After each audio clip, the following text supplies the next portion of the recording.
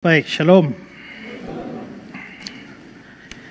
Baik, Bapak Ibu, Saudara yang terkasih, kita baru merayakan Paskah 2 minggu yang lalu. Dan saya masih hutang satu khotbah, yaitu Alkitab dan Arkeologi, atau Arkeologi dan Alkitab. Tapi saya pikir nanti saya bahas pada khotbah berikut saja. Dan dalam kaitan dengan masih Paskah, kalau kita melihat kalender gerejawi itu adalah seluruh peristiwa Kristus kita peras dalam 1 tahun. Makanya Natal kita taruh di Desember, ya kan? Lalu setelah itu kan April, Maret akhir atau April kan sudah Jumat Agung atau Paskah. Padahal dari Natal Yesus lahir sampai dengan Yesus mati dan bangkit itu kan butuh 33 tahun. Tapi ternyata kita peras dia dari Desember ke April. Setelah itu nanti kita masuk kepada kenaikan Yesus, lalu ya Pentakosta. Nah, setelah Pentakosta apa lagi? Habis Pentakosta ini kan Yesus sudah naik ke surga, Roh Kudus sudah turun, kan lama sekali. Nah, maka setelah Yesus naik ke surga, umat Tuhan itu menanti kedatangan Tuhan yang kedua kali. Menanti kedatangan Tuhan yang kedua kali itu yang namanya Advent. Jadi sebenarnya Advent itu bukan menunggu Natal. Advent itu adalah menunggu kedatangan Tuhan Yesus. Nah, lalu karena kedatangan Tuhan Yesus lama, biasa kan kalau Pentakosta itu karena Mei. Nah, karena menunggu Tuhan Yesus lama datang, maka itu dong Mei, Juni, Juli, Agustus, September, Oktober, nanti November, lama, maka kita menanti kedatangan Tuhan Yesus. Tapi kan Tuhan Yesus belum datang, maka 1 tahun selesai kita putar lagi Natal, Desember. Makanya Advent itu dekat dengan Natal. Maka seringkali orang berpikir bahwa Advent itu menanti Natal. Itu salah. Advent bukan menanti Natal. Advent itu adalah menanti kedatangan Yesus. Karena itu mestinya kalau kita ada pada minggu-minggu Advent, khotbahnya itu harus khotbah akhir zaman. Itu baru cocok. Bukan khotbah Natal. Ya. Walaupun seringkali orang pikir itu menanti kedatangan Tuhan, termasuk kedatangan Tuhan pertama. Yes, oke lah. Tapi Adventus itu sebenarnya adalah penantian kedatangan Tuhan Yesus. Ya. Nah, melihat dari kalender itu, maka dari Paskah kenaikan Yesus sampai dengan kebangkitan Yesus sampai kenaikannya, maka ini adalah minggu-minggu di mana Yesus menampakkan diri. Jadi waktu Yesus menampakkan diri setelah dia bangkit, itu ada penampakan yang persis terjadi pada hari Minggu Paskah. Tapi setelah itu kan ada penampakan-penampakan lain. Kita tahu bahwa Yesus itu selama 40 hari menampakkan diri. Artinya bukan hanya hari Paskah saja, hari kebangkitan dia menampakkan diri. Sepanjang itu dia menampakkan diri kepada banyak orang, dan kira-kira ada 10 penampakan. Karena itu maka hari ini saya akan bahas tentang penampakan ini, dan tema kita adalah penampakan Kristus dan tubuh kemuliaannya. Nah, tadi saya bilang bahwa ada sekitar 10 penampakan. Kalau saudara lihat daftar ini adalah daftar penampakan Tuhan Yesus pada waktu dia bangkit, kepada siapa, lalu lokasinya atau waktunya di mana, dan referensi Alkitab ada di sana. Nanti saudara bisa lihat kembali dan screenshot untuk menjadi pengetahuan. Nah, 10 kali penampakan dan lebih kepada 500 orang penampakan itu terjadi, itu sebenarnya mau menegaskan satu hal, bahwa kebangkitan Yesus itu bukan mitos. Kebangkitan Yesus itu bukan mimpi. Kebangkitan Yesus itu bukan halusinasi dari orang-orang. Ini betul-betul adalah sebuah fakta sejarah, fakta historis. Dan karena itulah saudara-saudara, maka penampakan Yesus ini penting bagi murid-murid pada waktu itu, tapi juga bagi kita. Nah, tapi hari ini saudara, saya akan mengangkat satu hal penting terkait dengan penampakan Yesus ini, yaitu penampakan tubuh Yesus. Saya pernah ditanya oleh orang, Pak, Tuhan Yesus kan waktu mati itu kan dibungkus kain kafan. lalu dililit-lilit masuk ke dalam kuburan. Habis itu kan bangkit menurut keterangan Injil, itu kain kapan, kain pelukan ada di situ. Tiba-tiba Yesus menampakkan diri sudah pakai baju. Pertanyaannya, dari mana dia dapat baju? Ya, ini pertanyaan yang sederhana tapi susah juga ya. Ya, jawabnya gampang, saya tidak tahu. Ya, entah dia dapat baju dari mana. Tapi yang paling penting di sini adalah kita melihat apa yang terjadi dengan Yesus berkenaan dengan tubuhnya pada saat dia bangkit. Nah, karena itu saya mau bagi pembahasan ini menjadi 3 bagian. Pertama, mari kita mengamati tubuh Yesus sebelum kebangkitan. Tubuh Yesus sebelum kebangkitan ini kita bicara sepanjang waktu pra kebangkitan, mulai daripada kelahirannya sampai kematiannya. Tapi pertama-tama kita perlu paham bahwa Yesus itu sebelum Natal dia adalah Allah, dia adalah Tuhan, dan karena dia Allah atau dia Tuhan, maka dia tidak mempunyai tubuh. Allah itu tidak punya tubuh. Yohanes pasal 4 ayat 24 dikatakan Allah itu roh. Barang siapa menyembahnya harus menyembah dalam roh dan kebenaran. Allah itu roh. Nah, yang namanya roh itu tidak bertubuh, tidak berbadan. Ya. Tidak terdiri, namanya roh tidak terdiri atas materi. Joseph Benson bilang Allah itu roh, dia tidak berwujud, tidak bersifat materi, dan karena itu juga tidak terlihat. Itu namanya roh. Saudara, kalau saudara lihat di Lukas 24 ayat 39, Yesus bilang begini. Ya, lihatlah tanganku dan kakiku, aku sendiri ini rabalah aku, lihatlah karena hantu tidak ada daging dan tulang. Ini Alkitab Indonesia terjemahkan hantu. Bahasa aslinya itu adalah pneuma.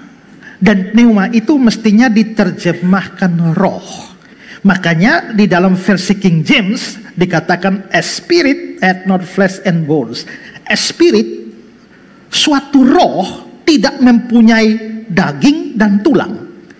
Begitu juga dalam terjemahan MILT dibilang roh tidak mempunyai daging dan tulang. Artinya memang yang namanya roh itu tidak punya tubuh.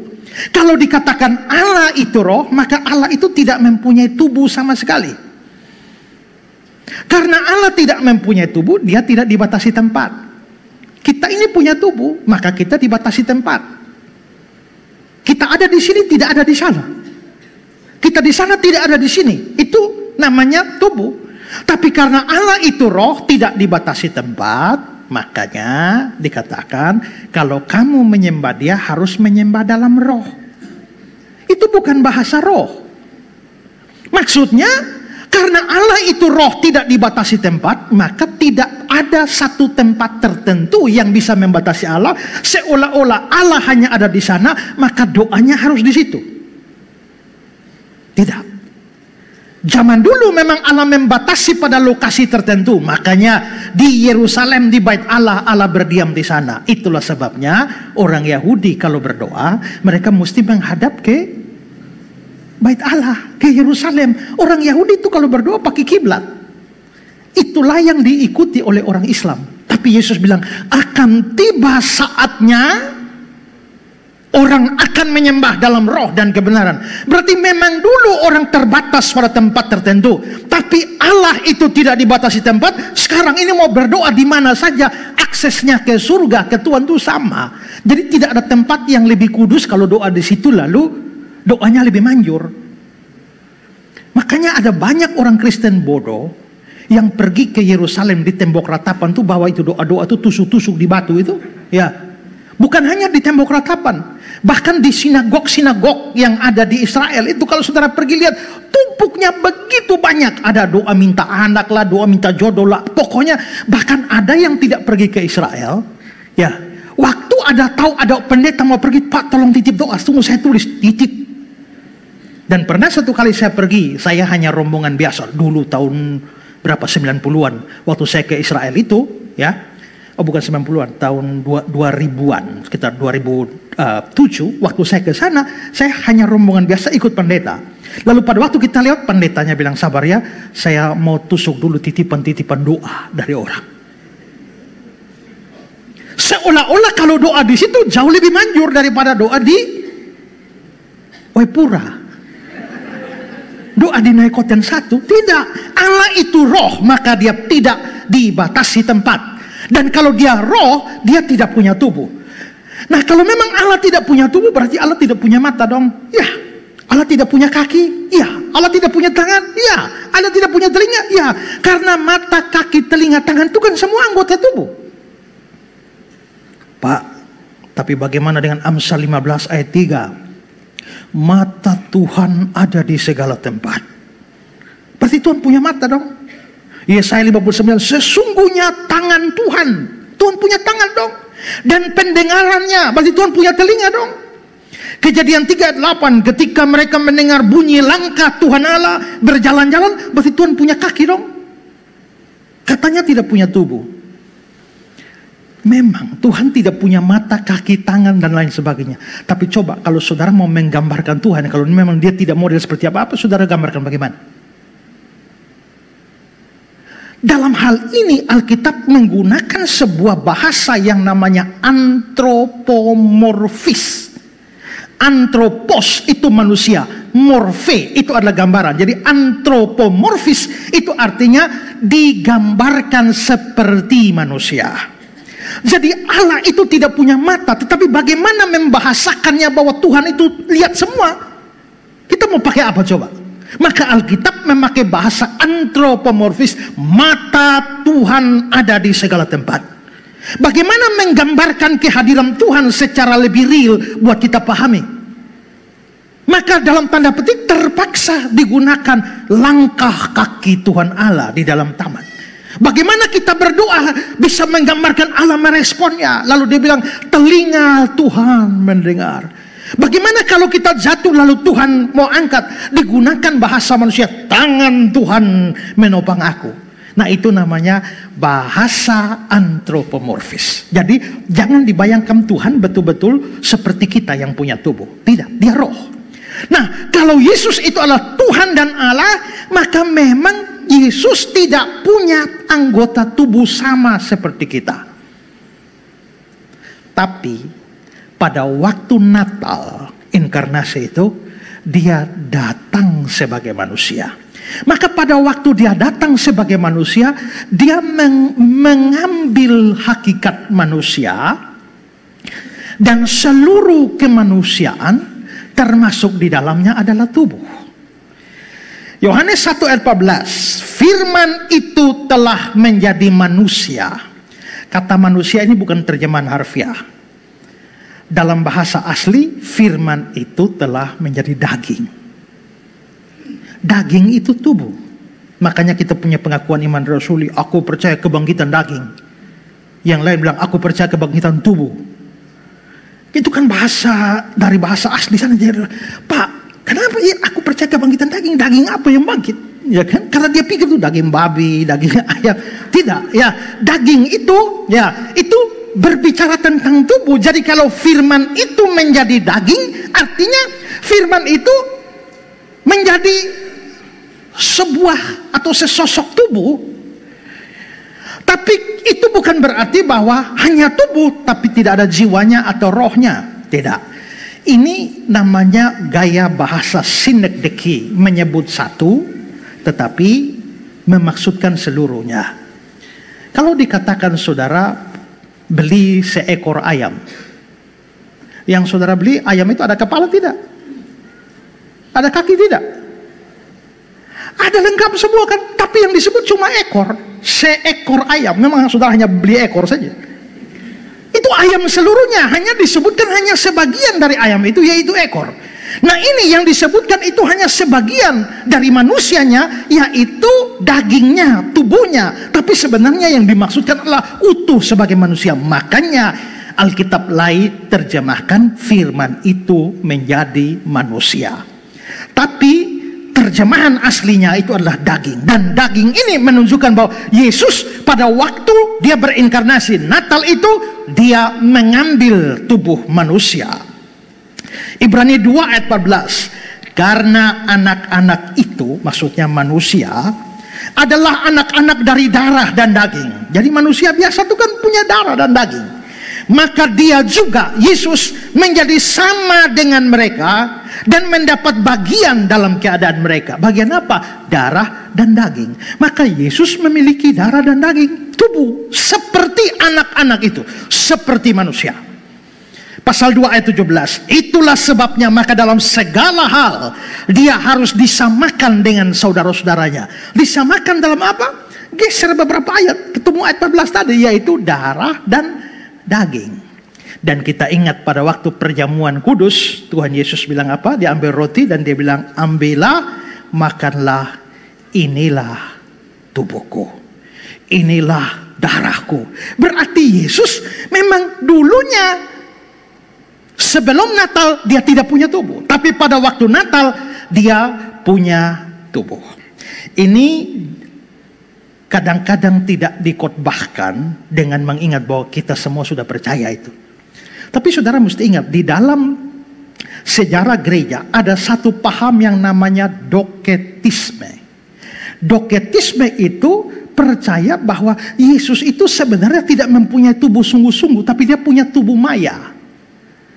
Tubuh yang kelihatannya tubuh tapi sebenarnya tidak. Dan doketisme itu mempunyai pengaruh yang besar, termasuk di dalamnya mempengaruhi Islam yang muncul di kemudian hari, sehingga mereka percaya bahwa yang disalibkan itu kelihatannya Yesus tapi bukan. Itu pengaruh doketisme.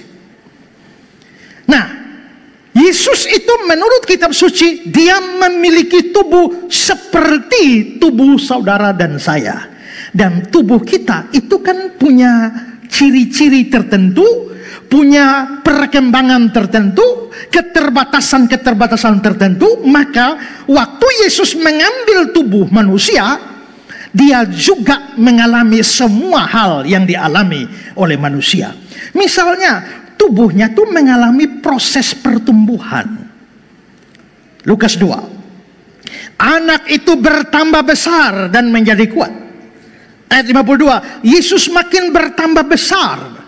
Berarti Yesus juga mengalami pertumbuhan, sama seperti kita punya anak dari bayi lalu menjadi kanak-kanak, lalu jadi remaja, pemuda. Maka Yesus itu mengalami hal itu.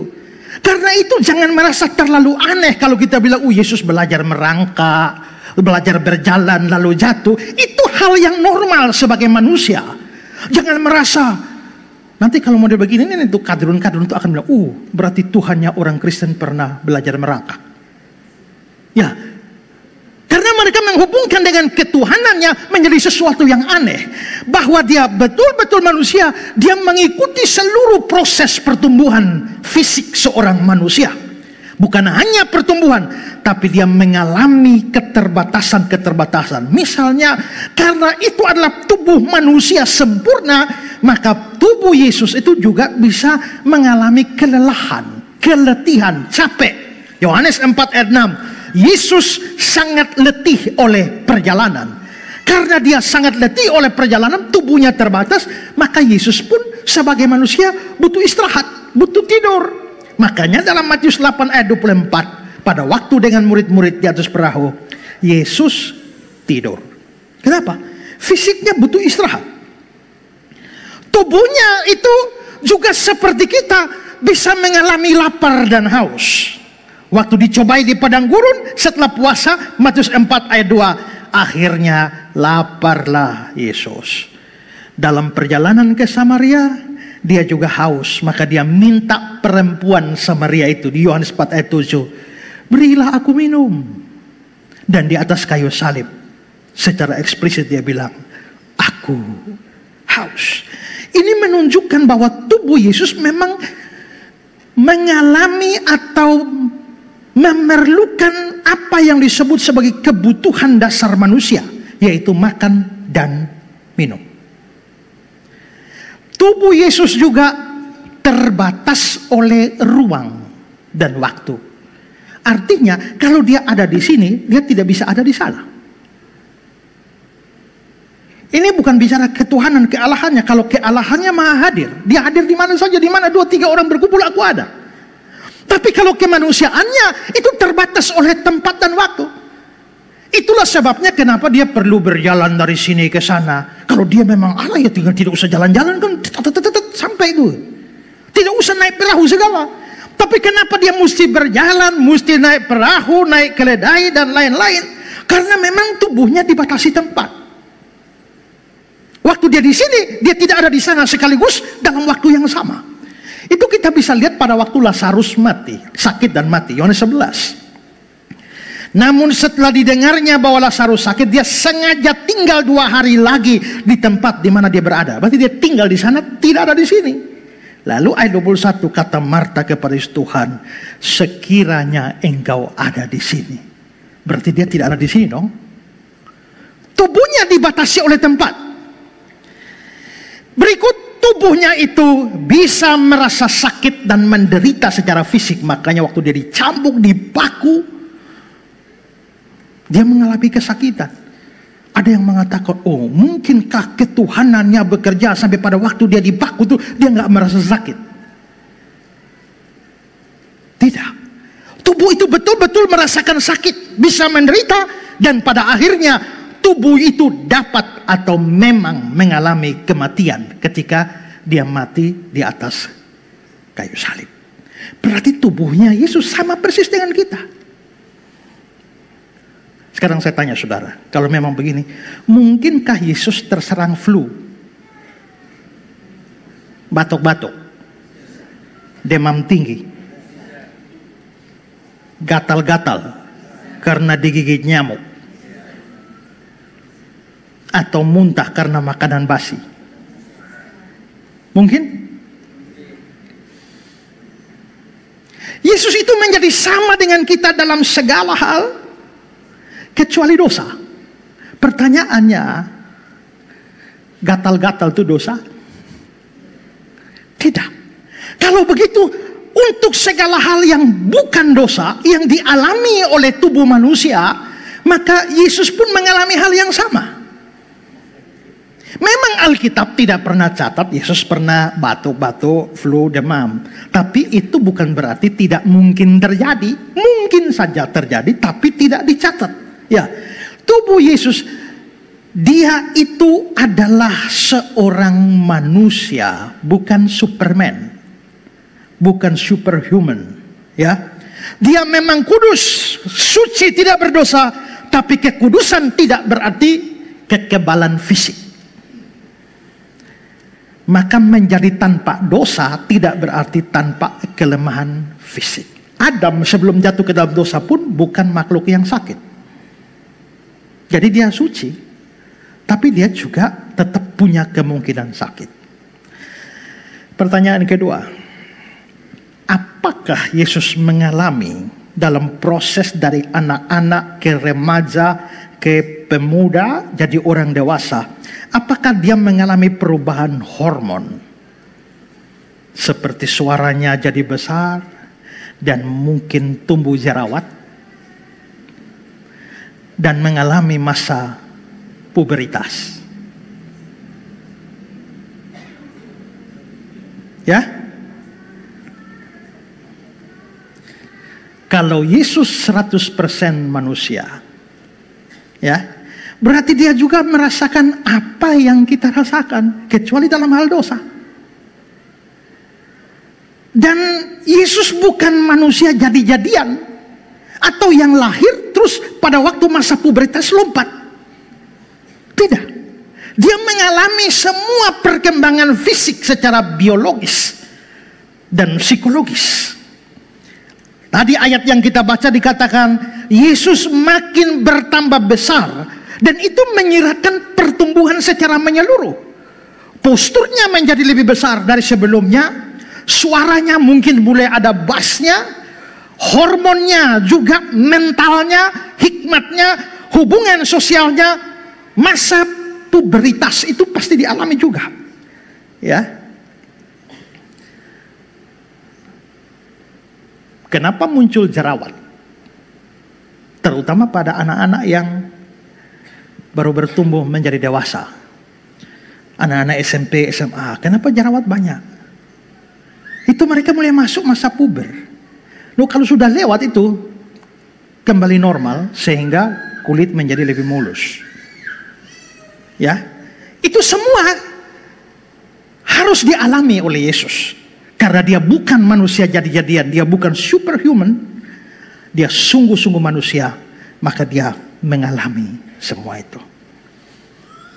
Ya, justru karena dia mengalami semua fase hidup perkembangan manusia, makanya tidak ada hal yang tidak dia ketahui. Dan dia bisa menolong kita semua waktu kita menghadapi setiap problem dalam setiap fase pertumbuhan kita. Karena dia mengalami semua. Ya, oke, itu hal pertama. Sekarang hal yang kedua adalah tubuh Yesus setelah kebangkitan. Dia memang memiliki tubuh seperti saya jelaskan, tapi rupanya ada perbedaan dengan tubuh Yesus setelah dia bangkit dari antara orang mati. Beberapa aspek atau hal masih sama, tapi pada beberapa bagian yang lain ada perubahan. Waktu Yesus mati, lalu dia bangkit, tubuhnya itu masih merupakan tubuh nyata. Karena itu bisa disentuh, bisa diraba. Di dalam Matius 28 ayat 9. Tiba-tiba Yesus berjumpa dengan mereka dan berkata, salam bagimu. Ini setelah bangkit ya. Mereka mendekatinya dan memeluk kakinya serta menyembah. Berarti dia punya kaki. Dan memeluk kakinya berarti kakinya bisa disentuh. Yohanes 20 ayat 27. Dia bilang kepada Thomas, taruhlah jarimu di sini. Lihatlah tanganku, ulurkanlah tanganmu, cucukkanlah ke dalam lambungku. Berarti saudara, kita bisa lihat bahwa tubuhnya setelah bangkit itu bisa diraba, bisa dilihat.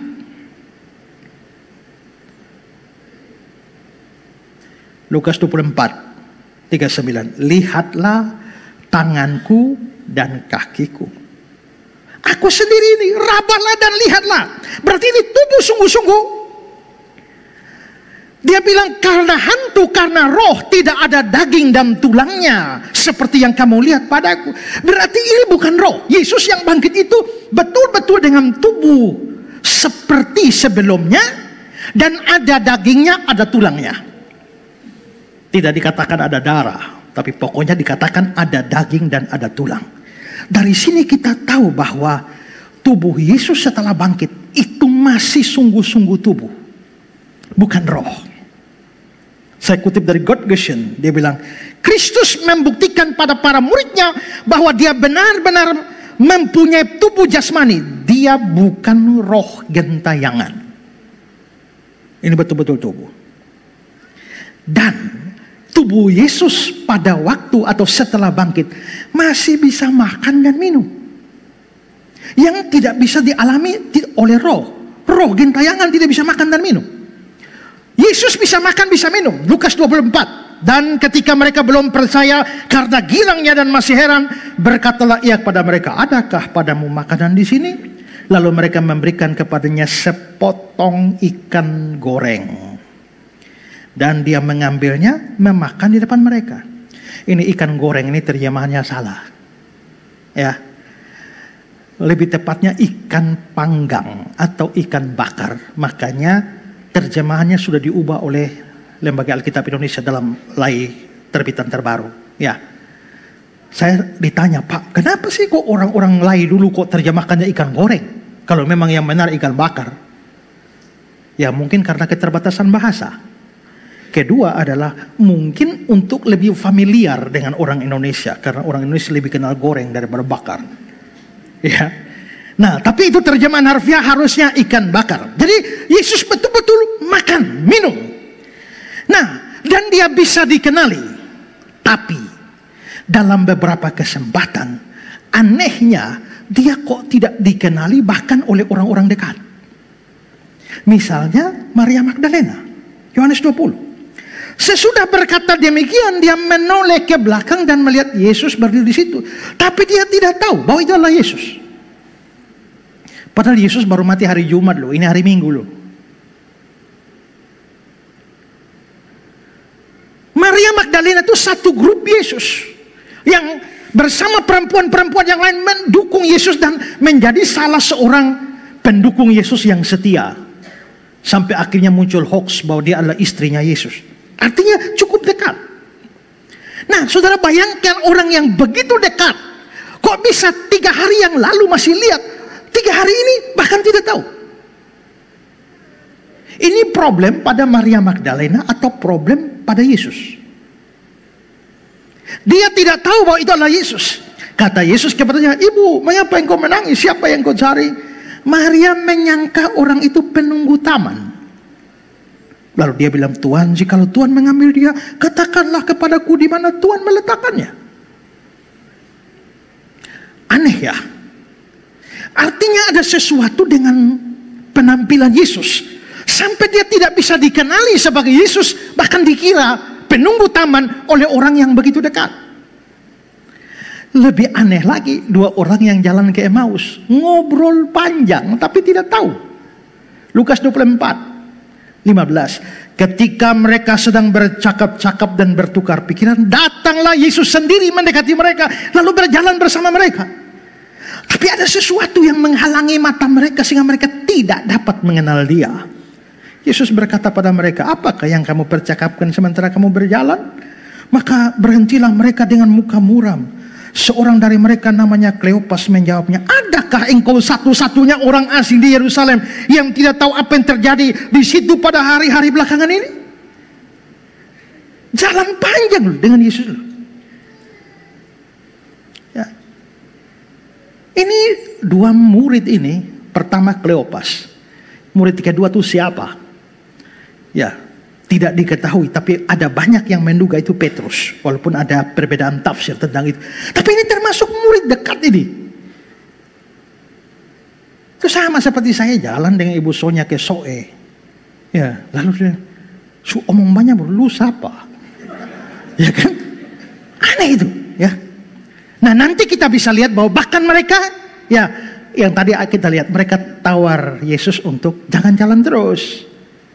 Ayo mampir makan. Maka Yesus tinggal dengan mereka. Dari kisah inilah terinspirasi ciptaan lagu. Tinggal sertaku kawan yang kudus, telah hampir malam, jangan jalan terus. Nah, itu dari sini, ya. Nah, jadi kita bisa lihat bahwa Yesus kadang bisa dikenali langsung, tapi ada kalanya kok aneh ya, tidak dikenali. Berikut, tubuhnya itu sudah tidak bisa dibatasi oleh ruang. Dia bisa menembus tembok tubuh ini. Ingat hari Minggu Paskah saat murid-murid kumpul semua, Yohanes 20. Ketika hari sudah malam pada hari pertama minggu itu, berkumpullah murid-murid Yesus di suatu tempat dengan pintu-pintu terkunci. Pada waktu itu datanglah Yesus berdiri di tengah-tengah mereka. Damai sejahtera bagi kamu. Dia nggak pakai pintu loh. Terkunci semua. Set, dia masuk. Kalau itu roh memang wajar. Karena roh tidak dibatasi tempat. Tapi ini tubuh nyata itu. Bisa makan, bisa diraba, bisa dilihat. Lalu ayat 26. Sementara pintu-pintu terkunci, Yesus datang. Ini terjadi 1 minggu kemudian. Dia berdiri di tengah-tengah mereka. Damai sejahtera bagimu. 2 kali dia tembus tembok. Dan tadi 2 orang ke Emmaus itu juga. Lukas 24. Dan sementara mereka bercakap-cakap tentang hal itu, Yesus tiba-tiba berdiri di tengah-tengah mereka. Tiba-tiba saja berdiri. Bukan hanya dia bisa tiba-tiba muncul, dia bisa lenyap tiba-tiba. Ayat 31, ketika itu terbukalah mata mereka dan mereka pun mengenal dia, tapi dia lenyap dari tengah-tengah mereka. Ini tubuh apa? Aneh dengan tubuh ini. Ini pasti tubuh biasa, tapi kenapa tidak dibatasi tempat? Nah, kalau begitu kita mengamati semua ini, maka kita bisa melihat bahwa sepertinya ada perubahan pada tubuh Yesus setelah dia bangkit. Tubuh ini pasti tubuh yang lama.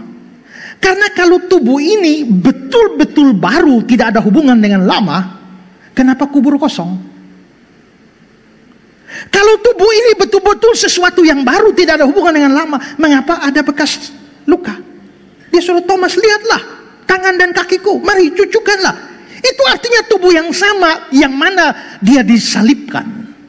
Maka ini betul-betul tubuh, tapi dengan adanya dia bisa tembus tembok, datang, hilang, lenyap seketika, tidak bisa dikenali pada beberapa kesempatan. Kelihatannya ini menunjukkan bahwa tubuh ini masih tubuh biasa, tapi kualitasnya di atas. Upgrade tubuhnya. Dalam bahasa Markus 16 ayat 12, sesudah itu dia menampakkan diri dalam rupa yang lain. Rupa yang lain bukan pakai sesuatu yang asing, masih dia juga, hanya agak lain. Ya, saudara bisa bikin film agak lain pakai kasus ini ya. Nah, kalau begitu ini apa? Nah, inilah yang nanti Paulus sebut sebagai tubuh kebangkitan, atau istilah lain adalah tubuh kemuliaan. Filipi 3:21, tubuhnya yang mulia menurut kuasanya. Berarti Yesus pada waktu lahir sampai mati dengan tubuh seperti kita, waktu bangkit tubuhnya naik dikit, tapi nanti setelah dia naik ke surga, naik lagi. Jadi double upgrade. Itulah sebabnya waktu Yesus sudah di surga, dia masih manusia. Saudara ingat ya, Yesus naik ke surga tuh sebagai manusia, pakai tubuh. Kenapa? Karena kalau dia naik ke surga tidak pakai tubuh, bagaimana murid-murid bisa lihat? Ini betul-betul tubuh. Karena itu waktu orang berkata bahwa Yesus, setelah Yesus kembali jadi Allah di surga bukan manusia lagi, salah.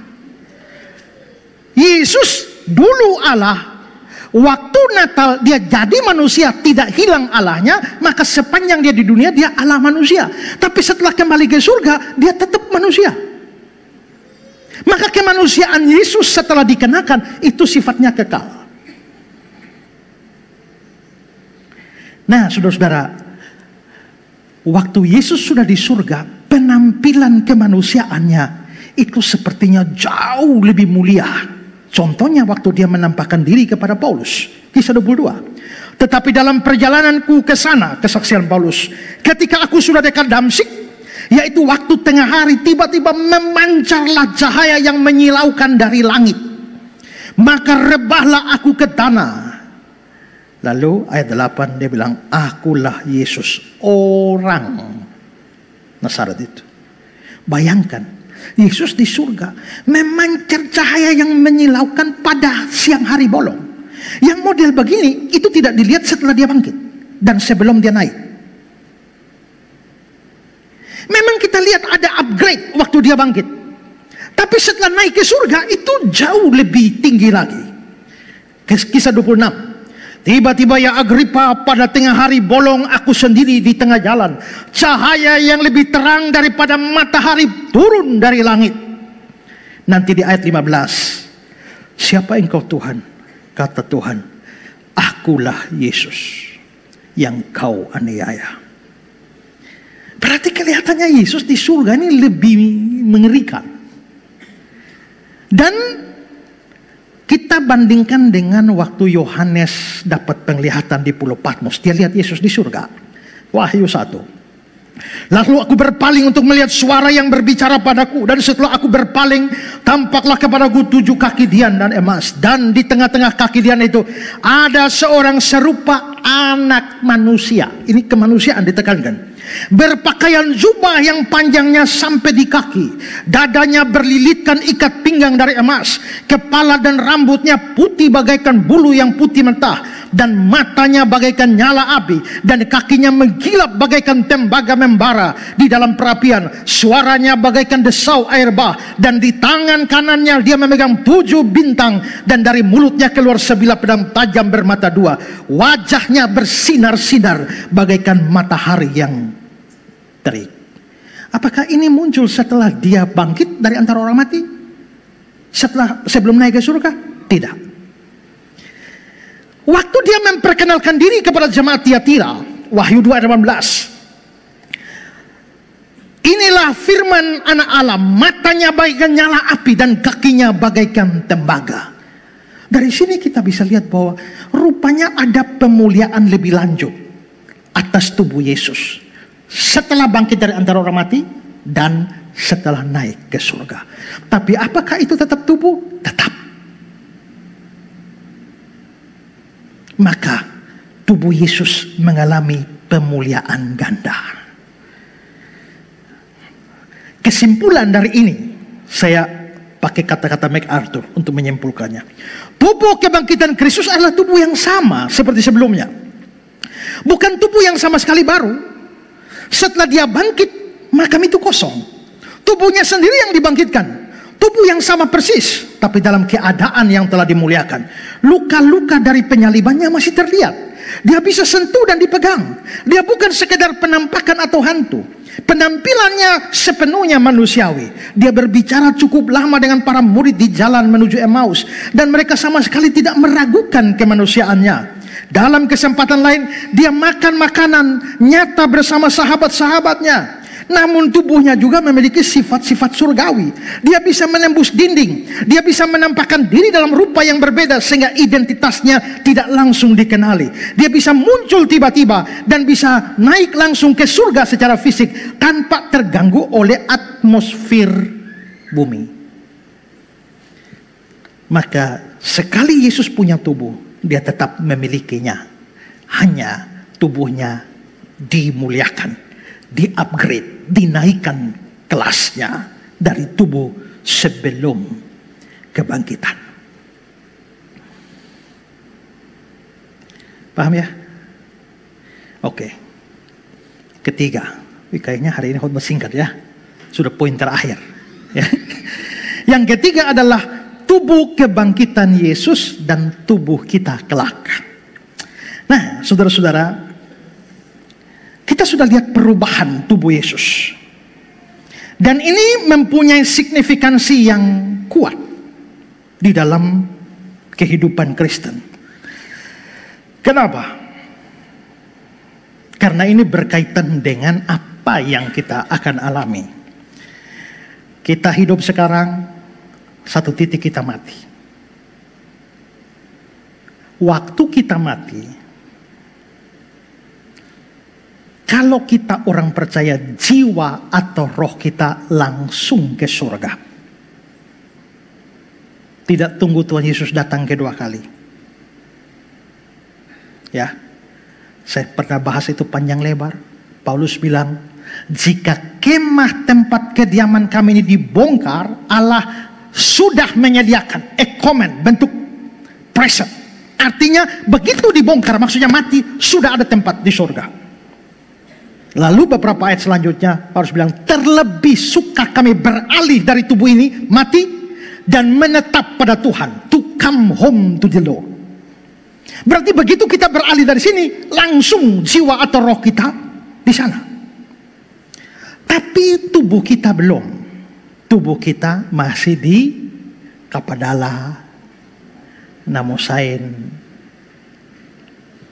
Nunhila. Itu kalau dikubur normal. Kalau kebakaran kan lain ya. Kalau dimakan ikan kan lain. Tapi intinya adalah bahwa sementara jiwa atau roh kita sudah di surga, bagi yang percaya, yang tidak percaya di neraka, tapi tubuhnya belum. Tubuhnya masih di kuburan, menanti kedatangan Tuhan Yesus yang kedua kali. Itulah yang muncul dalam pengakuan iman rasuli. Aku percaya kebangkitan daging, kebangkitan tubuh. Terjemahan lain, kebangkitan orang mati. Berarti kebangkitan orang mati ini baru terjadi di akhir zaman. Maka tubuh sekarang belum ada di surga. Waktu Tuhan Yesus datang, sesuatu akan terjadi dengan tubuh kita. 1 Korintus 15:52. Sebab nafiri akan berbunyi, orang mati akan dibangkitkan dalam keadaan yang tidak dapat binasa, dan kita semua akan diubah. Berarti akan ada pengubahan pada kita waktu Yesus datang. Apanya yang diubah? Tubuh. Ya. Kan sekarang kita punya tubuh begini, persis seperti tubuh Yesus sebelum mati, bangkit. Nanti kita mati juga. Waktu hari kebangkitan, tubuh kita yang sekarang ini harus diubah. Kenapa harus diubah? Ya. Nah, sekarang kita lihat 1 Korintus 15:29. Sama seperti kita telah memakai rupa yang alamiah, tubuh sekarang, demikian pula kita akan memakai rupa yang surgawi. Harus ada rupa surgawi. Siapa yang mengubah? Filipi 3. Karena kewargaan kita adalah di dalam surga, dan dari situ kita menantikan Tuhan Yesus Kristus sebagai juru selamat yang akan mengubah tubuh kita yang hina ini sehingga serupa dengan tubuhnya yang mulia. Berarti pada waktu hari kebangkitan Tuhan Yesus datang itu, kita bangkit, tapi tubuh kita langsung diubah. Diubah seperti apa? Seperti tubuh Tuhan yang mulia. Seperti tubuh yang Tuhan Yesus pakai pada waktu dia bangkit dari antara orang mati. Tapi Pak, kenapa harus pakai ubah-ubah tubuh begitu? Karena begini, tubuh yang sekarang nih ada darah dan dagingnya. Kita mau masuk surga. Dan darah dan daging tidak bisa masuk surga. Tidak bisa dapat bagian di surga. Ayat 50. Saudara-saudara, inilah yang hendak kukatakan padamu, bahwa daging dan darah tidak mendapatkan bagian dalam kerajaan Allah. Daging dan darah tidak dapat bagian. Jadi kalau tubuh kita masih seperti ini, kita nggak bisa masuk surga. Harus diubah baru bisa masuk surga. Benson bilang, sebagaimana daging dan darah, sebagaimana yang membungkus tubuh kita, tidak dapat mewarisi kerajaan Allah. Tidak dapat memasuki tempat bahagia di mana Yesus telah pergi ke sana untuk mempersiapkan penyambutan bagi umatnya. Tidak dapat memiliki kerajaan yang sepenuhnya yang bersifat spiritual, karena tempat tersebut tidak menawarkan sesuatu apapun yang cocok dengan akal dan perasaan indera maupun hasrat atau nafsu. John Wesley Brill, Paulus telah berkata dengan tegas dan tepat bahwa tubuh jasmani tidak mendapat bagian dalam kerajaan surga, karena tubuh itu tidak cocok dengan keadaan surga. Tubuh jasmani harus diubah agar sesuai dengan keadaan surga. Coba kalau kita masuk begini dengan tubuh begini ke surga, tubuh ini masih perlu makan kan? Maka kita perlu makan di surga kan? Habis makan buang air kan? Buang air di mana? Perlu bikin WC di surga kan? Itu menjadi rumit itu kan? Itu menjadi rumit. Nah karenanya kalau kita masih pakai tubuh seperti ini, kita tidak bisa mendiami surga. Itulah sebabnya maka tubuh ini perlu diubah seperti tubuh Tuhan Yesus.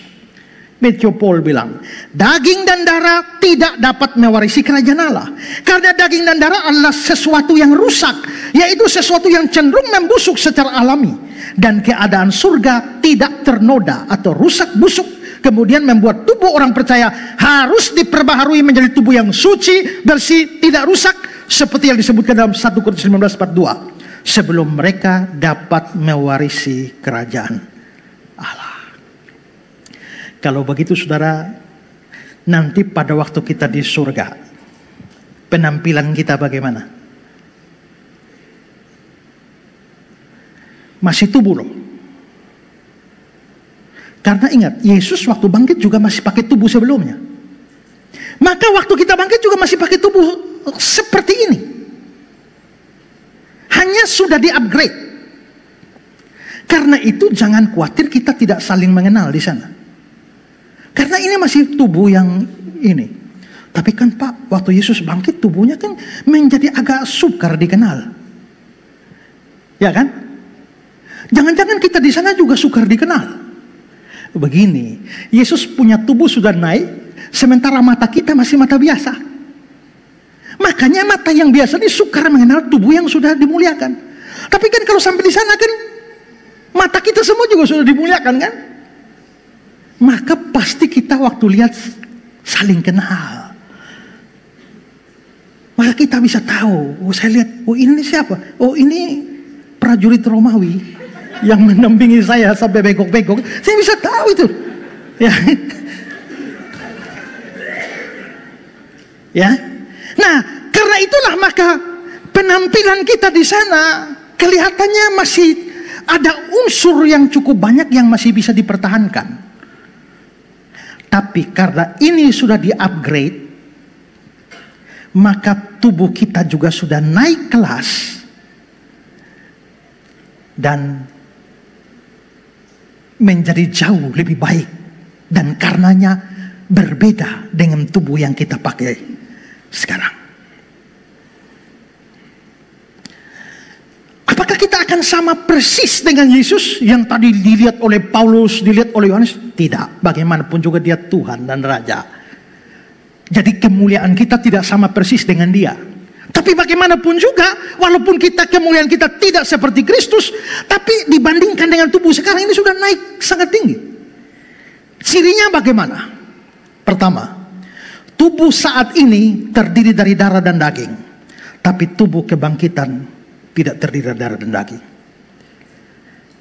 Ya. Tapi kan Pak, Tuhan Yesus waktu bangkit juga ada darahnya, ada dagingnya kan, dia bilang lihatlah daging dan tulang. Iya. Saya bilang tadi kan ada pemuliaan lebih lanjut. Kenapa waktu bangkit dimuliakan tapi masih ada tulang dan daging? Itu demi kepentingan pembuktian kebangkitan. Karena kalau dia tidak ada daging dan tulang, terus murid-murid ini hantu ini. Ya. Jangan-jangan ini bukan dia yang bangkit, ini hantu jadi-jadian dari mana? Karena itu dia mesti penampilannya harus dengan tubuh yang punya daging, punya tulang. Makanya saya bilang tadi tidak dikatakan punya darah. Tapi setelah dia naik ke surga, pasti tidak mempunyai darah dan daging seperti tubuh jasmani sekarang. Dan itu yang akan terjadi pada kita. Di mana kita akan mengenakan tubuh yang tanpa darah dan daging. Karena kalau ada darah daging, kita tidak bisa cocok di sana. Maka di sana tidak ada darah dan daging. Gara-gara ada darah sekarang, maka kita bisa kena darah tinggi, kena gula darah, kena kanker darah, kekurangan darah, ya kan? Darah kotor dan lain sebagainya. Tapi kalau di sana tidak ada darah, berita baik bagi kita adalah tidak ada hipertensi di sana, ya, tidak ada diabetes di sana, tidak ada anemia di sana, karena tidak ada daging maka tulang juga tidak ada orang keseleo di sana, tidak ada orang nyeri pinggang di sana, ya, tidak ada yang kena asam urat di sana. We praise the Lord, ya, dan karenanya tidak butuh rumah sakit. Tidak butuh dokter, tidak butuh klinik, tidak butuh puskesmas, tidak butuh obat. John Wesley bilang, tubuh kebangkitan itu bebas dari penyakit, kelemahan, dan kematian. Bebas dari kelemahan sehari-hari yang ada dalam tubuh jasmani. Semua kelemahan tubuh itu menjadi hilang di dalam tubuh kemuliaan. Kedua, tubuh saat ini butuh makan minum. Tapi tubuh kebangkitan itu tidak butuh makan dan minum. 1 Korintus 6, 13-14. Makanan adalah untuk perut, perut untuk makanan. Tapi kedua-duanya, makanan dan perut, akan dibinasakan oleh Allah. Allah yang membangkitkan Tuhan akan membangkitkan kita juga. Berarti dalam konteks tubuh kebangkitan, makanan ini tidak diperlukan lagi. Makan minum tidak diperlukan. Lalu lagi tanya, tapi kenapa Yesus makan waktu bangkit? Ya karena itu demi pembuktian kebangkitan. Tapi kalau sudah naik ke surga, ada upgrade lebih lanjut, maka tubuh kemuliaan tidak butuh makan. Anthony Hockma bilang, keduanya dibinasakan oleh Allah. Kata dibinasakan di sini, katargeo. Artinya secara umum adalah membatalkan, meniadakan atau mengakhiri. Tampaknya menurut ayat ini fungsi pencernaan tubuh kita tidak lagi diperlukan dalam kehidupan yang akan datang. Karena itu maka di sana dengan tubuh kemuliaan kita tidak bisa lapar dan haus. Wahyu 7. Mereka tidak akan menderita lapar dan dahaga lagi. Kita tidak lapar lagi, tidak haus lagi. Karena itu tubuh kemuliaan tidak butuh makan, tidak butuh minum. Tidak ada orang cari warung atau resto. di sana, ya. Tidak ada dapur umum di sana, tidak perlu kulkas di surga. Tidak ada masak-memasak, tidak ada belanja COD pun tidak ada, ya. Tidak ada belanja bahan pokok, rebutan takjil dan lain-lain, tidak ada di sana, ya. Karena itu semua penyakit gara-gara makanan, kolesterol, ya, sakit gigi, mah dan sebagainya lenyap semua, ya. Kayaknya enak, ya. Mau cepat ke sana? Belum bisa karena harus tunggu Tuhan Yesus datang. Ya. Yang ketiga, tubuh saat ini butuh dan bisa kawin, tapi tubuh kebangkitan tidak membutuhkan itu. Matius 22:30, karena pada waktu kebangkitan orang tidak kawin dan tidak dikawinkan. Itu ada orang yang gara-gara ayat ini bilang, di sana nanti kita tidak punya jenis kelamin. Tidak, ayat itu tidak berkata begitu, ya. Ayat ini hanya mau mengatakan bahwa lembaga pernikahan itu ditiadakan. Tidak ada lagi. Tapi Pak, saya bisa tahu tidak bahwa itu adalah mantan istri saya? Ya bisalah, ya. Bisalah, tapi kita tidak ada di dalam relasi pernikahan lagi, ya, dan kawin-mawin tidak ada di sana. Karena itu kebutuhan akan seks itu pun tidak ada di sana. Inilah bedanya surga kita dengan surga Islam. Karena itu menganggap bahwa surga kan satu. Itu konyol itu, ya. Iya, rasanya mau. Ya, tidak. Sekarang coba saudara dengar video ini. Kesibukan para lelaki yang masuk surga di surga adalah memecah perawan istri-istrinya. Assalamualaikum warahmatullahi wabarakatuh. Sahabat Murabi TV yang dirahmati Allah. Hari ini kita akan menjelajahi pertanyaan yang seringkali menarik perhatian banyak orang.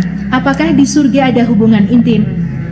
Selain itu, kita juga akan mencoba memahami perbedaan dalam kesibukan lelaki dan wanita ketika mereka berada di surga. Surat An-Nisa ayat 57, Allah Subhanahu wa Ta'ala berfirman, orang-orang yang beriman dan mengerjakan kebajikan akan kami masukkan ke dalam surga yang mengalir di bawahnya sungai-sungai. Mereka kekal di dalamnya selama-lamanya. Di sana, mereka mempunyai pasangan-pasangan yang disucikan, dan kami masukkan mereka ke tempat yang teduh lagi nyaman. Rizam Aizid menyebutkan dalam bukunya Mahar Bidadari Surga, bahwa laki-laki di dalam surga kelak akan disandingkan dengan bidadari-bidadari yang cantik jelita.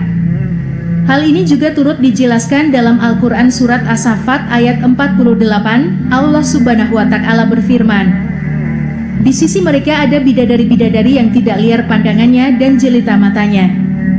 Lantas, apabila kehidupan surga digambarkan dengan penuh kenikmatan dan kesenangan, seperti apa kesibukan laki-laki di surga kelak? Kesibukan laki-laki di surga bersama dengan penghuni lainnya dikisahkan melalui firman Allah Subhanahu wa Ta'ala yang terdapat dalam Al-Quran Surat Yasin ayat 55 sampai dengan 58. Sesungguhnya penghuni surga pada hari itu bersenang-senang dalam kesibukan mereka.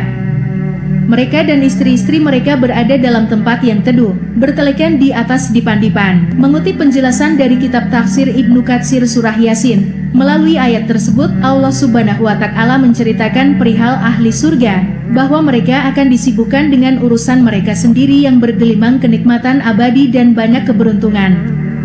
Para ulama memiliki perbedaan pendapat ketika menjelaskan makna kesibukan para penghuni surga dalam surat Yasin, khususnya kesibukan laki-laki. Namun, kebanyakan ulama mengatakan bahwa kesibukan ahli surga ialah memecahkan perawan istri-istri mereka. Laki-laki penghuni surga tidak memiliki waktu untuk hal lain kecuali bersenang-senang dengan para bidadari.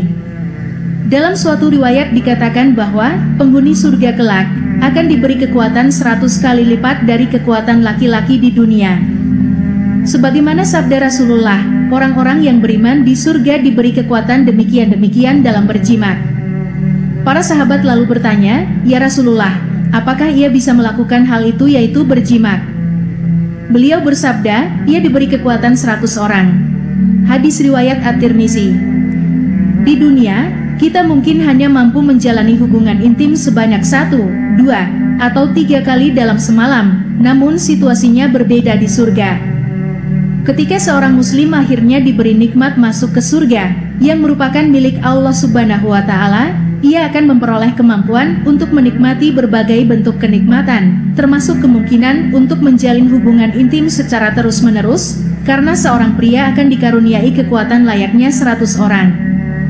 Surga adalah tempat di mana kenikmatan dan kebahagiaan mencapai puncaknya, dan ini juga mencakup aspek-aspek kehidupan yang selama ini dialami di dunia, termasuk berhubungan intim secara terus-menerus tanpa dibatasi oleh lelah dan lemah. Dalam satu ceramah yang viral di media sosial, Ustadz Zulkifli Muhammad Ali menyebutkan bahwa salah satu kesibukan lelaki di surga kelak adalah memecahkan perawan istri-istrinya. Disebutkan oleh Rizam Aisyid dalam buku Kekalkah Kita di Alam Akhirat, bahwa setiap laki-laki di surga akan disediakan 72 bidadari bagi mereka yang beriman. Bahkan, meskipun telah disetubuhi berkali-kali, para bidadari surga tersebut akan tetap perawan, sebagaimana firman Allah Subhanahu wa Ta'ala dalam surat Al-Waqiah ayat 35 dan 36 yang berbunyi, "Sesungguhnya kami menciptakan mereka, bidadari-bidadari, dengan langsung, dan kami jadikan mereka gadis-gadis perawan." Demikianlah kesibukan laki-laki di surga sebagaimana telah dikisahkan dalam Al-Quran. Model begini kalau mau dianggap sama dengan surga kita itu bagaimana? Itu surga yang hanya penuh dengan berjimak. Berjimak itu apa? Ya. Nah, ini jelas berbeda karena tubuh kita itu adalah tubuh yang sudah dimuliakan. Tidak lagi membutuhkan perkawinan di sana. Maka tidak bisa melihat ada pesta pernikahan di sana. Ya. Resepsi-resepsi, mas kawin, belis-belis, dan lain-lain. Tidak ada lagi istilah jomblo di sana. Ya, karena semua tidak lagi ada dalam ikatan-ikatan demikian. Ya, nah karena itulah maka ini ciri yang ketiga. Ciri yang keempat, tubuh saat ini bisa rusak atau mati, tapi tubuh kebangkitan tidak bisa rusak atau mati. 1 Korintus 15. Demikian pula tubuh pulanya dengan kebangkitan orang mati, ditaburkan dalam kebinasaan, maksudnya tubuh sekarang bisa binasa, bisa mati, dibangkitkan dalam ketidakbinasaan. Maka tubuh kebangkitan itu sudah tidak binasa lagi, tidak mati lagi. Karena yang dapat binasa ini harus mengenakan yang tidak dapat binasa. Dan yang dapat mati harus mengenakan yang tidak dapat mati. Dan sesudah yang dapat binasa ini mengenakan tidak dapat binasa, yang dapat mati mengenakan yang tidak dapat mati, maka akan genaplah firman Tuhan, maut telah ditelan di dalam kemenangan. Ya, bagusnya kita lihat dalam Indonesia sehari-hari lebih paham. Begitu halnya nanti dengan orang-orang mati yang dihidupkan kembali. Tubuh yang dikubur itu adalah tubuh yang bisa busuk. Tapi tubuh yang dihidupkan kembali adalah tubuh yang tidak bisa rusak. Tubuh kita yang dapat mati ini harus diganti dengan tubuh yang tidak dapat mati. Dan tubuh yang dari dunia harus diganti dengan tubuh yang dari surga. Kalau tubuh yang dapat mati sudah diganti dengan tubuh yang tidak dapat mati, dan tubuh dari dunia sudah diganti dengan tubuh yang dari surga, pada waktu itu baru terjadi apa yang tertulis dalam Alkitab. Kematian sudah dibasmi, kemenangan sudah tercapai. Karena itu saudara, di surga nanti tidak ada kematian lagi. Lukas 20. Sebab mereka tidak dapat mati lagi. Mereka sama seperti malaikat. Mereka adalah anak-anak Allah karena mereka telah dibangkitkan. Karena itu profesi penggali kubur, penjual peti mati, ya, pembuat rampe dan lain sebagainya tidak lagi berfungsi di sana. Saya kemarin lewat tempat orang jual peti mati, jejer. Kira-kira kalau usahanya macet, kira-kira mereka berdoa bagaimana ya?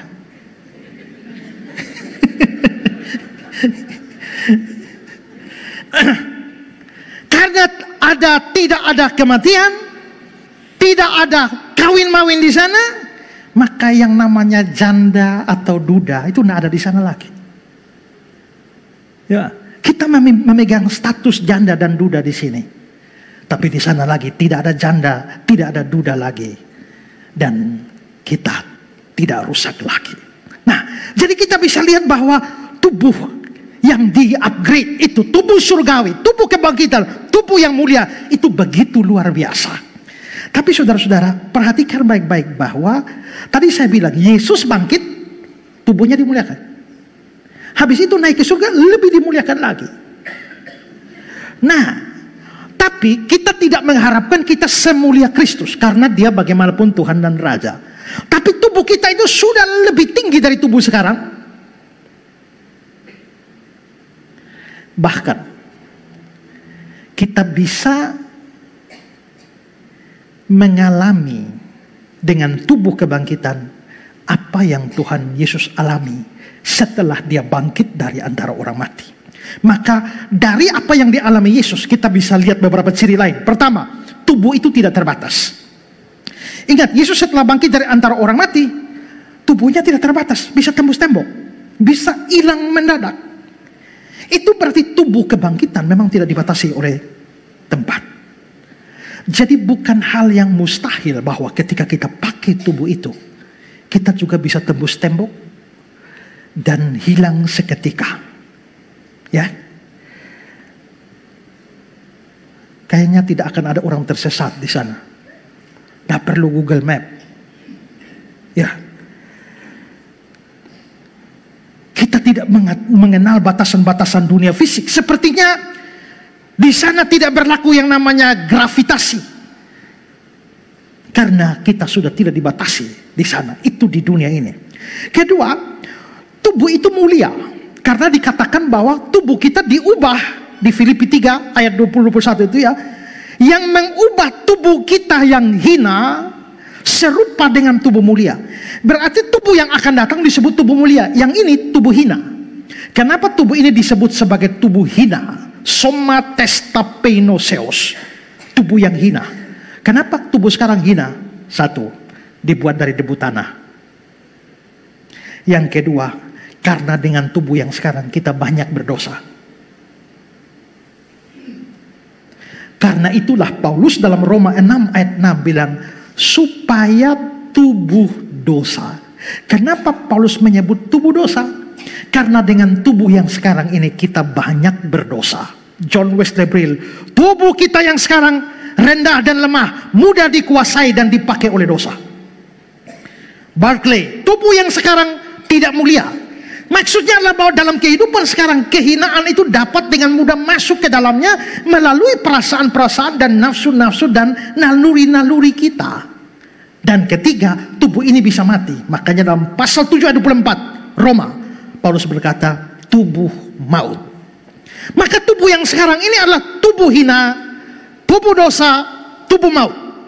Tapi nanti tubuh itu adalah tubuh yang mulia.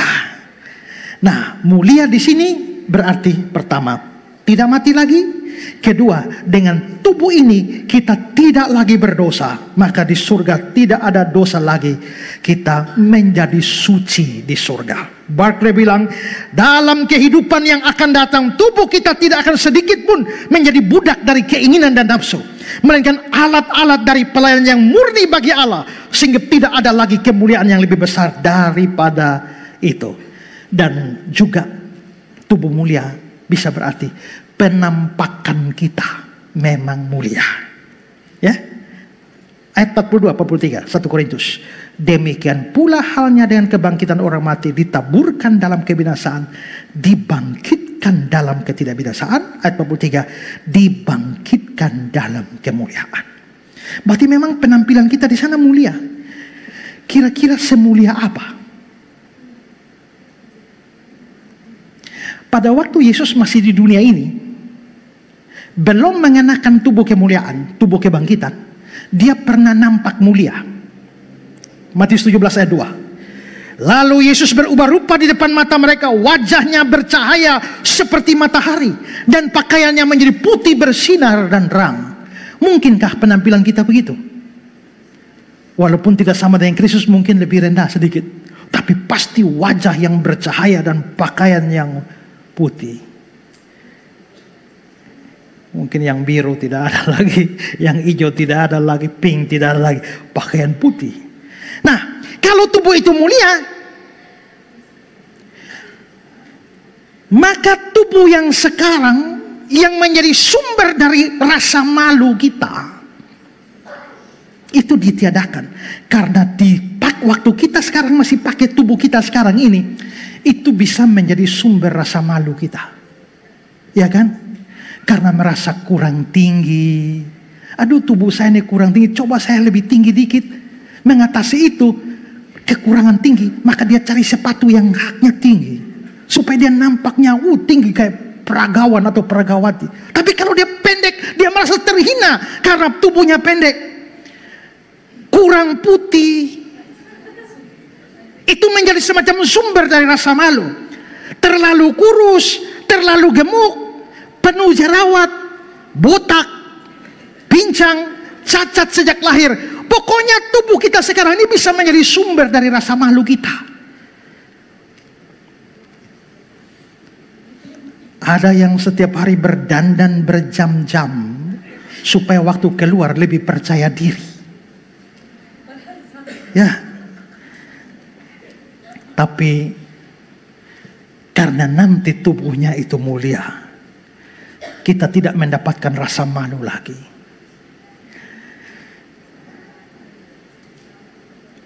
Kalau begitu Pak, apakah di sana kita semua sama tinggi? Apakah di sana tidak ada yang lebih tinggi dari yang lain? Apakah semua sama warna? Tidak. Karena ingat ya, itu bukan murni baru. Itu adalah tubuh yang sekarang juga. Hanya kualitasnya dinaikkan. Maka ciri fisik ini masih bisa dipertahankan. Maka orang yang pendek bisa jadi tetap pendek di sana. Ya, orang tinggi bisa tetap tinggi, orang putih bisa tetap putih, hitam bisa tetap hitam. Hanya semua itu tidak lagi menghasilkan rasa malu karena entah penampilannya seperti apa. Begitu. Karena itu di sana kita tidak hidup lagi menurut standar kecantikan dunia atau kegantengan dunia ini. Ketiga, tubuh itu bersifat kuat dan sempurna. Ingat, Yesus dengan tubuh kebangkitan bisa naik ke surga. Artinya gaya gravitasi tidak berlaku bagi dia. Bagi tubuh itu, dia bisa terangkat ke angkasa. Karena itu jugalah maka ketika Alkitab berkata pada waktu tanda diberi orang mati bangkit, lalu kita menyongsong Tuhan di angkasa. Kelihatannya dengan tubuh kebangkitan itu kita bisa naik menyongsong Tuhan di angkasa. Dan itu berarti bahwa tubuh kebangkitan itu adalah tubuh yang kuat. 1 Korintus 15 ayat 43 dibilang, ditaburkan dalam kelemahan, dibangkitkan dalam kekuatan. Apa maksudnya? Thyssen bilang, tubuh kebangkitan akan sangat berkuasa. Maksudnya tubuh itu tidak akan lelah, tidak akan mampu melakukan hal-hal yang luar biasa ketika melayani Kristus. Wesley Brill, tubuh kebangkitan diberi kekuatan gerak yang tidak terbatas. Kelemahan yang ada pada tubuh jasmani disempurnakan dalam kematian.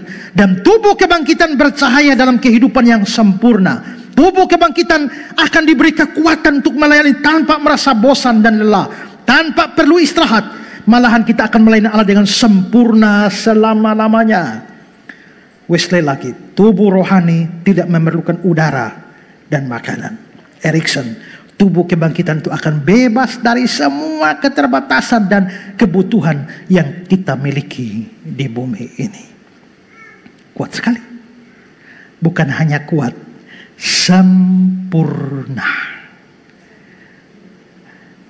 Ayat 43 1 Korintus 15 terjemahan Indonesia sehari-hari, tubuh yang bagus dan kuat, ZNB, beautiful and strong. Barclay memberikan keterangan, tubuh yang akan datang tidak dapat rusak. Dalam dunia ini segala sesuatu dapat berubah dan menjadi busuk. Kecantikan masa muda memudar dan kemuliaan manusia pun memudar. Tapi dalam hidup yang akan datang, hal itu tidak akan berubah, di mana hal-hal indah tidak akan pernah kehilangan kemilaunya. maka tubuh sekarang gampang sakit, gampang goyah. Perlu multivitamin setiap hari, perlu obat tiap hari. Ya, karena kita mengidap penyakit bawaan dan lain sebagainya. Tapi tubuh kebangkitan dibangkitkan dalam kekuatan. Karena itulah maka tidak ada lagi kelemahan, tidak ada lagi kekurangan di sana. Dan cacat-cacat juga itu akan diperbaiki di sana. Kita tidak perlu fisioterapi, tidak perlu nutrisi, tidak perlu akupuntur dan lain-lain. Bagaimana? Sekarang terakhir. Apa pentingnya ini bagi kita? Setelah belajar ini, apa penting bagi kita? Saya kasih 3. Pertama, hiduplah dengan pengharapan yang pasti dan penuh sukacita. Karena kita sedang menuju ke sana. Memang, apa yang akan dialami jiwa lebih dahulu daripada tubuh. Jiwa kita ini tiap saat bisa sukacita. Karena kalau mati malam ini, tubuh kan, jiwa kan sudah di surga. Maka langsung sukacita hari ini. Jiwa kita setiap saat bisa bersukacita, tapi dengan tubuh kita sabar. Tunggu sampai Tuhan Yesus datang. Ada kebangkitan orang mati dulu, baru tubuh itu terjadi. Mungkin ada yang bilang, Pak, tapi bagaimana dengan orang yang tubuhnya sudah tidak ada di kuburan? Seperti bom Hiroshima Nagasaki. Itu begitu bom meledak, orang kira-kira dicamplung, badan meleleh, habis. Orang kena bom itu hilang lenyap, tidak ada tubuhnya. Bagaimana kalau dia dimakan ikan? Saudara tenggelam di Puku Afu, lalu dimakan oleh ikan besar. Lalu ikan besar itu ditangkap oleh nelayan, lalu dipotong bagi 10, jual di pasar. Lalu dibeli oleh 10 keluarga berbeda. Habis itu mereka makan, lalu yang makan lagi ditelan oleh ular. Bagaimana cara Tuhan menemukan tubuh saudara? Ya, sudahlah, kamu pikir terlalu rumit, gitu. Tak usah pikir itulah, ya. Itu biar urusan Tuhan saja, ya. Yang pasti adalah semua orang mati akan dibangkitkan. Nah, kita bisa melihat di sini bahwa kita memang mungkin soal tubuh masih lama karena tunggu Tuhan Yesus datang. Tapi bagaimanapun juga itu pasti, maka kita harus hidup dengan pengharapan semacam ini. Biarpun sementara ini fisik kita mulai kendor dan mulai lemah, tapi pengharapan harus tetap kuat. 2 Korintus 4:16, sebab kami tidak tawar hati, sebab meskipun manusia lahiriah kami semakin merosot, namun manusia batinnya kami dibaharui dari hari ke hari. Karena itu untuk semua yang sedang menderita sakit, kelemahan tubuh, stroke, gula darah, darah tinggi, cuci darah, dan lain-lain. Jangan putus asa. Ya, ingat bahwa tubuh ini hanya sementara dan janji Tuhan itu kekal. Jangan biarkan rasa sakit hari ini mencuri pengharapan dan sukacita dari dalam hati. Terus jalan bersama Tuhan, terus setia. Biarpun tertatih-tatih, satu hari kelak tubuh ini akan dimuliakan. Maka angkatlah kepala, pandanglah Tuhan Yesus, sumber pengharapan. Dialah buah sulung kebangkitan. Dan biarpun tubuh kita merosot, suatu hari nanti dimuliakan. Yang kedua, tetap setia melayani meski tubuh lelah dan terbatas. Ya, kadang kita merasa tidak kuat lagi melayani karena usia memang tidak bisa bohong. Ya Bapak ya, usia memang tidak bisa bohong. Karena tubuh kita mungkin tidak seprima dulu lagi, tidak sekuat dulu lagi. Tapi mengingat tubuh kebangkitan itu akan sempurna, maka biarpun tubuh ini lemah, tetap harus pakai untuk melayani Tuhan. Ya, Paulus melayani dengan tubuh yang sering dipukuli, dengan tubuh yang sering kali didera, dipenjara, dan bahkan dengan tubuh yang penyakitan. Ingat dia bilang, Aku diberi duri dalam daging. Sudah 3 kali berseru, tapi Tuhan tidak mau sembuhkan dia. Dia melayani dalam keadaan sakit dan menderita. Tapi dia tidak goyah. Kenapa? Karena punya pengharapan itu. Karena itu tubuh kita boleh lemah, tapi tetap semangat melayani Tuhan. Semua yang sakit dan punya kekurangan fisik, jangan khawatir bahwa Tuhan melihat kesungguhan hati di dalam melayani. Kekuatan kita mungkin tidak seperti dulu lagi. Suara kita tak sebagus dulu lagi. Walaupun saya lihat Bapak Sina tadi ada sisa-sisa, ada puing-puing kejayaan masa lalu. Nah, tapi usia tidak bisa menipu, kata beliau. Tapi tetap semangat melayani Tuhan karena tubuh ini bisa lemah. Tapi pakai tubuh yang lemah dan kekurangan segala macam hal ini untuk melayani Tuhan. Ingat, jerih payah tidak sia-sia. 1 Korintus 15. Jangan goyah, berdirilah teguh, giatlah selalu dalam pekerjaan Tuhan. Sebab kamu tahu dalam persekutuan dengan Tuhan, jerih payah tidak sia-sia. Ibrani 6 ayat 10. Sebab Allah bukan tidak adil sehingga dia lupa akan pekerjaan dan kasih-Mu yang kamu tunjukkan terhadap namanya. Nah ada Tuhan, kalau sampai saudara layani Tuhan sungguh-sungguh lalu Tuhan lupa, itu Tuhan tidak adil. Tuhan bukannya tidak adil sehingga dia lupa. Tidak, dia tidak lupa. Semua yang kau lakukan pakai tubuh ini sekecil apapun, dia catat semuanya. Karena itu dengan tubuh yang penuh dengan kekurangan ini, jangan lantas kita tidak buat apa-apa. Pakai tubuh yang lemah ini untuk layani. Tuhan menilai semuanya. Dan yang ketiga, terakhir.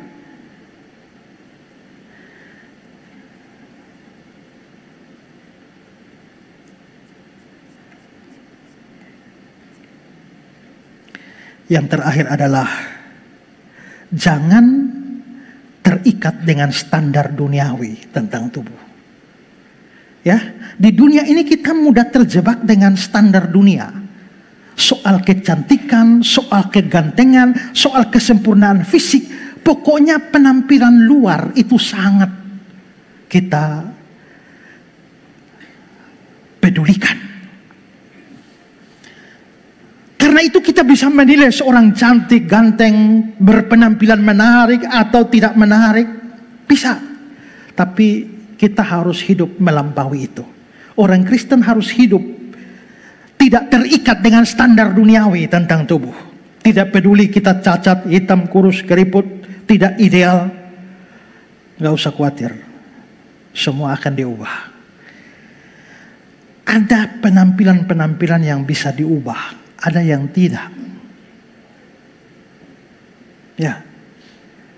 Kalau mau ubah bukan karena standar dunia. Saya mau kurus bukan supaya dianggap ganteng. Saya mau turun badan supaya saya sehat dan bisa melayani Tuhan dengan baik. Berarti harus ada yang diubah. Itu tidak jadi soal. Tapi yang penting tidak terikat dengan standar. Kalau saudara berusaha merubah penampilan, diet sedemikian rupa supaya terlihat menarik, artinya terikat dengan standar dunia.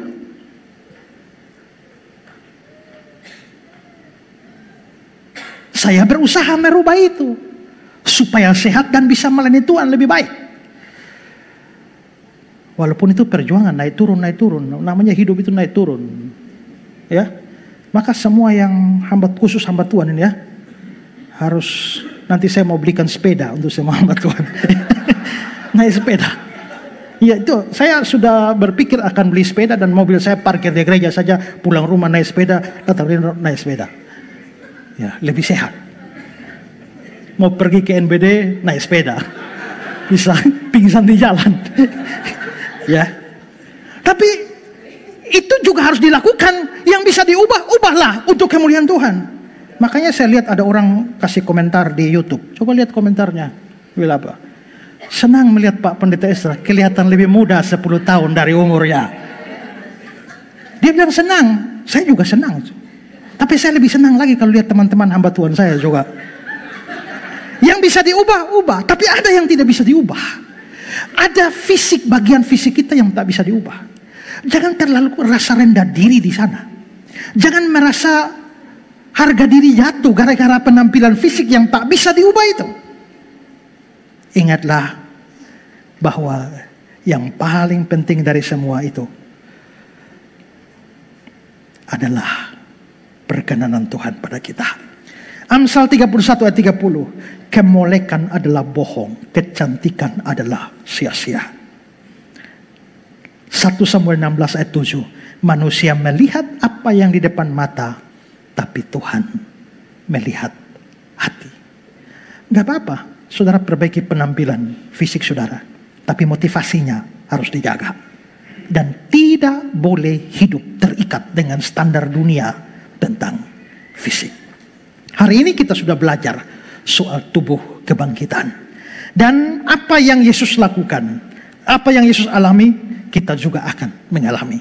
Yohanes bilang dalam 1 Yohanes 3 ayat 2, kita akan menjadi sama seperti dia. Dan ingat, waktu Kristus menebus kita, dia tidak hanya menebus jiwa, tubuh pun dia tebus. Hanya saja penebusan tubuh kita itu nanti, waktu hari kebangkitan. Nats pembimbing kita tadi, Roma 8 ayat 23, ya, sambil menantikan pengangkatan sebagai anak, yaitu pembebasan tubuh. Dalam bahasa Inggris, King James, redemption of our body. Penebusan tubuh kita. Kita manusia utuh, jiwa roh tubuh kita. Karena itu kalau Tuhan mau menebus kita, dia tidak hanya menebus jiwa dan tubuh dan roh kita. Lalu tubuh dibiarkan, tidak. Dia menebus utuh. Jiwa atau roh kita ditebus dalam pengertian diselamatkan. Masuk ke dalam surga saat mati. Tapi penebusan tubuh, tunggu hari Tuhan Yesus datang kembali. Hidup penuh pengharapan. Pakai tubuh yang sekarang untuk melayani Tuhan. Dan jangan terikat dengan standar dunia tentang fisik. Tuhan memberkati kita.